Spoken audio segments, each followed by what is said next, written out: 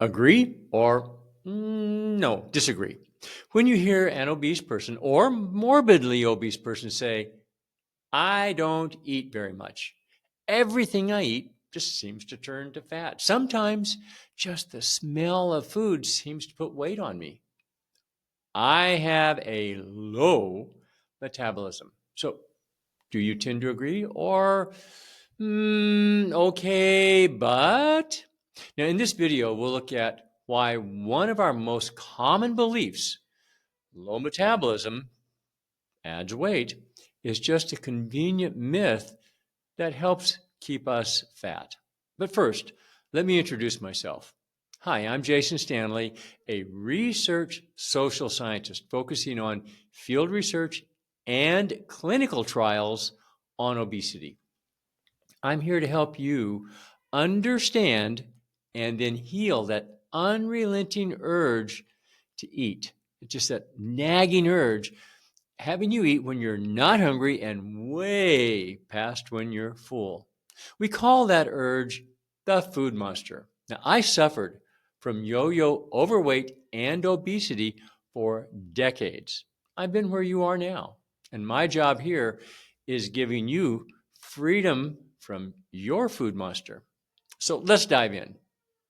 Even if you personally strongly believe that your slow metabolism is in fact the cause of your weight gain or contributing factor and long-term obesity, please keep an open mind. So I'm going to start off with just ask you to think of the logic of this statement. You must overeat for your body in the condition it is in right now.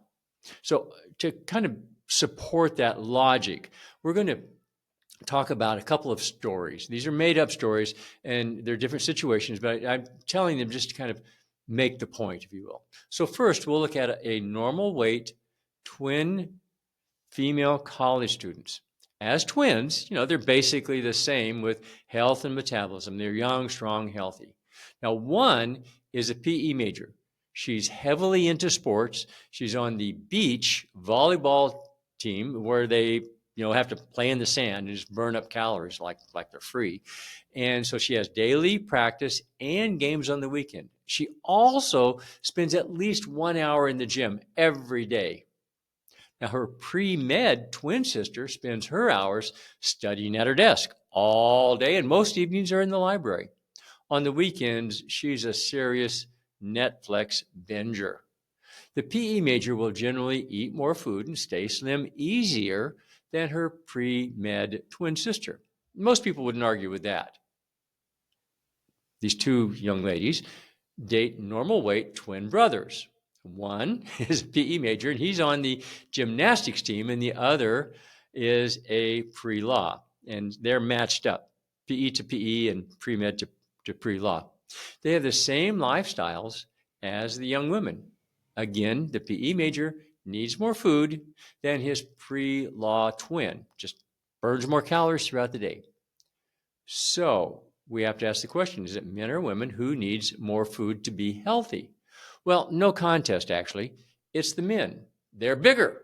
They have more muscle mass. Duh, a 6'1" man needs more food than a 5' woman. Now let's do a reality check, because 6'1", 5'1", that's not reality. The average height in the United States in 2024, latest data we can get, the average man is 5'9", and the average woman is 5'4". And muscle? We know that muscle burns more food, more calories than fat. So the average man in the USA has 38.4% muscle mass, where the average woman has 30.6 muscle. Now, quick kind of back of the napkin look, that's about 25% more muscle on the men than it is on the women. So I'm going to really exaggerate this out. So let's say you've got an elephant, who, by the way, is vegetarian. That elephant naturally needs more food than a lion, who, by the way, is a full carnivore. The lion needs more food than the dog, which is a scavenger, and the dog more than the chicken, which is an omnivore. You with me so far? You see, the elephant burns more calories than a mouse, sort of a thing. It's kind of a duh. But when we take it out to the extreme, we can see, well, the active person needs more than the inactive person. The man needs more than the woman, just based on size. So to become overweight or even obese, any of these people in our made up story here must consistently eat more than their body needs at that time. In all cases, the animal, whether it's the human animal or the horse, the animal has to eat what its body's needs are. Now, science studies tells us that younger people have slightly higher metabolisms than older people. So the same person, when they're young and they're a kid, higher metabolism than when they're a mature person. So they need to eat more for their bodies in the shape and condition they are in, right? So kids should be thin. No, kids are not thin. You ever hear of childhood obesity? We just have to look around based on your own logic and the things and people all of us can see. It can't be your metabolism because you, me, everyone has to eat what their body needs right now. You eat more than what you need, you'll gain weight. You eat less than what you need, we all know the magic on that one, you lose weight. But that's not so fast here, right? Can it be an anti-intuitive situation? And actually, is metabolism the problem? What about a genuinely slower metabolism? Does that exist? Absolutely. So our second made up situation, more twins this time, but just two people. Both are normal weight young men. One stays on the farm and eventually takes it over from the parents. He maintains a healthy, whole food diet. The other goes to college, and he's like the pre-med students. He's very serious students. In all of his free time, he's working, and he has horrible eating habits. So he has junk snacks, chips and ice cream bars, right? He has junk drinks, soda, milkshakes, ice cream floats, meals, well, junk food, pizza, canned spaghetti, the cheapest drive-through burgers, and always ice cream or cake or pie, right? 20 years later, this guy has full-blown type 2 diabetes. And when we look at it, we'll see that he's been insulin resistant for at least 20 years. So he stores fat easier than his twin brother, who has always had an active lifestyle and eaten healthy natural foods, who does not have any insulin resistance. Now, I won't dig into the science here, how it's easier to store fat when you are insulin resistant. We'll do that in another video. But for this video, please take it on faith, or if you don't want to do that, check out the video linked in the description with Dr. Ben Bikman, a brilliant guy, a world-leading expert on insulin. So now, 20 years later, mostly because of the insulin resistance, the professional brother's metabolism is altered and it is now lower. The farmer brother's metabolism remains basically the same. Both brothers remain normal weight. Huh? Why? How? We know that there's a difference here. Or you might find that both brothers are obese. Again, how? Why? Right? It's each has to eat what their body needs for the condition it's in. If you have normal metabolism or even high metabolism, you have to eat for what your body needs. If you have a low metabolism or metabolism that has been damaged by life or changed by age, menopause, you have to eat what your body needs for the condition it is in every day, day after day, year after year. They eat for what their individual body needs and they remain normal weight. They eat too much and they are fat. So let's just kind of pull all this together. If you are tall and muscular, you eat to that need. If you are, short and petite, you eat to that need. If you are older and sedentary, kind of like me, right? you eat to that need. If you are young and active, eat to that need. If you're middle-aged and insulin resistant, you eat to that need. If your metabolism is high or low, yep, you eat to that need.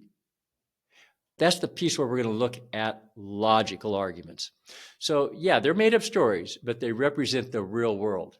I tell these stories and make these conclusions out of respect for your logic and intelligence. Now, that's fine, right? But what about those people who want the science? Their logic is good. They say, yeah, that sounds good, but prove it to me. So let's take a look at some hard science on race and gender within races. But before we get into part two, I want to ask if you feel you're getting value from this Food Monster Freedom channel and would like to learn more, please visit my website, foodmonsterfreedom.com. The link is in the description. At my website, you can download your free copy of my ebook, or for a limited time, sign up for a free consultation with me. Now, let's take a look at a little science. So we'll start with low metabolism. Most often, when I say low metabolism is not the issue, that's the hardest to accept. We're going to go back to 1993, December, the end of 1993, and look at a PubMed citation. The article is titled, "Resting Metabolic Rate is Lower in Women Than in Men." So that should tell us low metabolic rate is, the women should be fatter, have more obesity than men, right? And I quote here, "Our results support a lower RMR, which is resting metabolic rate, in women than in men, is independent of differences in body composition, size, big, what have you, and aerobic fitness." Let me read that. Our results support a lower resting metabolic rate in women than in men is independent of differences in body composition and aerobic fitness. All righty. The next article, racial, ethnic, and gender differences in obesity. PubMed again, 2021, so it's pretty recent. Race, ethnicity, and gender prevalence of obesity in America. So we're talking about the states here. Number one is Black women in America, 59%. So well over half Black women in America are obese. Number two, at 49%, so just a shade under half, Hispanic women. Number three, Hispanic men at 40%. Right, so Black women, Hispanic women, Hispanic men. Number four is white women at 36%, and then number five is white men. What happened to the Black men? Well, they come in at 32%, just below the white men, who are at a cool 1/3, 33%, leaving us 7 and 8. Okay, 7 and 8 is number 7 is Asian men at 17%, and number 8 is Asian women at 13%. That's right. In the Asian Americans, there's more men who are obese than women. But the other major groups, it's the other way. We're starting to blow this whole metabolism thing apart. Now, this next piece I do not have citations for. I'm just going by memory. And if you've watched the other videos, you've been following me for a while, you know that I began my research into obesity back in 1979. In the 1980s, the Middle Eastern women were the largest obese demographic by percentage in the world. At the same time, Chinese men and boys were the second largest obese demographic by percentage in the world. So number one, Eastern women from the Middle East. Number two, Chinese, Asian. Very, very different populations, extremely different cultures. So the first national epidemiological study on the prevalence of obesity and abdominal fat distributed in Greek adults. So we're now back into more current science. This was published in 2006 in PubMed. In Greece, more men than women are overweight or obese at all age groups. Now, they give all the details and the statistics, but it's important to know that it's more men than women. The next study is the first nationwide survey of the prevalence of overweight, underweight, and abdominal obesity in Iranian adults. Very different group than in the Greek adults. Very, very different. Okay. Obesity was more common among women than men by a bunch. 54, well over half of women were obese, were just not quite 13% of the men. Now, I looked up a few independently, and I'm not going to cite the studies here. Just it's kind of significant to see this.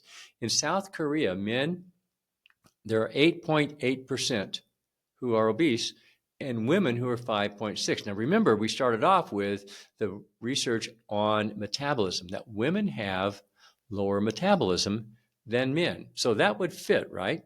Women have, no, wait a minute, that doesn't fit. You see, if the lower metabolism causes it, then let's see, there should be more obese. But in South Korea, it's 8.8, women is 5.6. But in North Korea, it flips. 13% of the women are obese, where the men are 8.6, almost the same as they are in South. Well, let's look around. So is that an anomaly? Well, no. You see, in where there are more men than women who are obese, China, Japan. But flip it, more women than men. Well, Thailand, Malaysia, the Philippines, Mongolia, Myanmar, and Vietnam. So you see, this review of the literature shows that men have higher resting metabolic rates than women, which suggests that more obese women than men would be the outcome. But in some cultures and countries, there are more obese men than women, and in other cultures, it's the reverse, okay? And in North and South Korea, which is really fascinating, where they have a shared ethnicity, they have shared racial groups, right? It changes based on the current cultural environment, because that's the only difference. They've been separated by civil war since around 1950. Not long enough to change everything else, just the cultural environment. So let's go back to the States. Black women had the highest rate of obesity of all ethnic and gender groups. But Asian women were the lowest. The European Journal of Nutrition in July of 2015 talked about ethnic differences in resting metabolic rate. So let's go back to metabolic rate, right? And I'm paraphrasing this. The resting metabolic rate of sub-Saharan Africans was significantly lower compared to the Australians of European descent. Significantly lower. And they should then therefore be more overweight, but oops, they're not.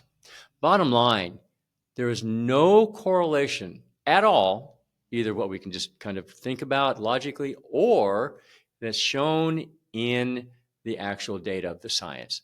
So our conclusion is regardless of how good it feels to blame your low metabolism for your weight, it's not. It's not your metabolism. So bottom line, you got to overeat for your body in the condition it is in right now. And as I said earlier, right now means day after day after day, year after year, even as your body changes. And just to put a fine point on that, go look at some older movies out of the 30s and 40s and look at the older women full of gray hair who have obviously are of the age to have completely gone through menopause, and most of them are thin. So now, if you feel this video did or did not answer the question of, does metabolism cause weight gain and obesity? Please, please, please ask questions in the comments. I will answer all of your questions. Until next time, thank you for watching.